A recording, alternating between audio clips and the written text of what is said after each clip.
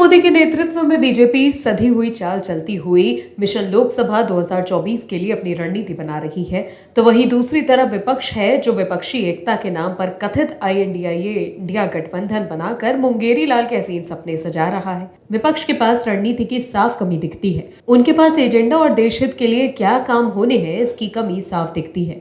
तो वहीं पीएम मोदी है जो निरंतर राष्ट्र धर्म का कार्य करते हुए देश को विश्व गुरु बनाने के लिए प्रयासरत है। पीएम मोदी का बस एक ही सपना है कि सबसे पहले देश हमारा, तो वहीं विपक्ष के अधिकतर राजनीतिक दलों का ध्येय है कि परिवार पहले हो। पीएम मोदी की रणनीति अब दक्षिण के लोगों को भी समझ में आने लगी है, तभी विपक्ष को नकार कर दक्षिण भारत की जनता पीएम मोदी की तरफ अपना प्यार दिखा रही है।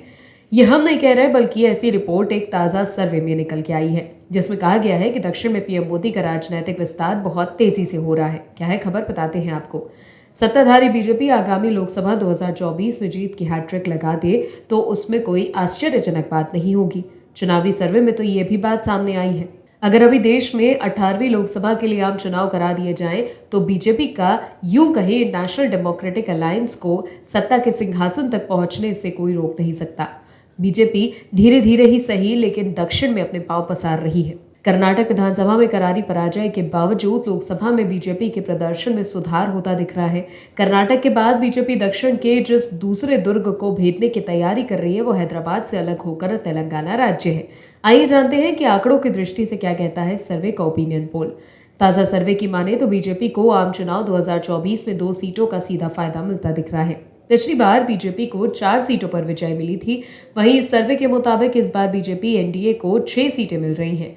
वहीं विपक्षी महागठबंधन INDIA यानी इंडिया को 2 तथा अन्य को 9 सीटें मिलने का अनुमान है। इसके अलावा CM के चंद्रशेखर राव की पार्टी BRS को 8 और असदुद्दीन ओवैसी की पार्टी को 1 सीट मिलती दिख रही है।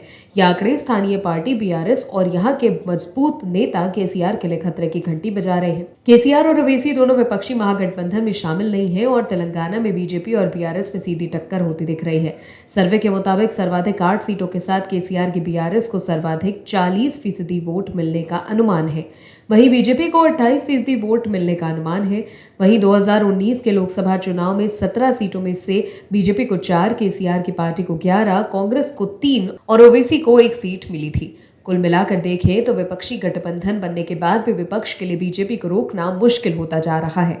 तमाम सर्वे एक बार फिर से 2024 में मोदी सरकार की वापसी होती दिखा रहे हैं। और भी वीडियोस देखने के लिए चैनल को सब्सक्राइब करें और बेल आइकन को दबाएं।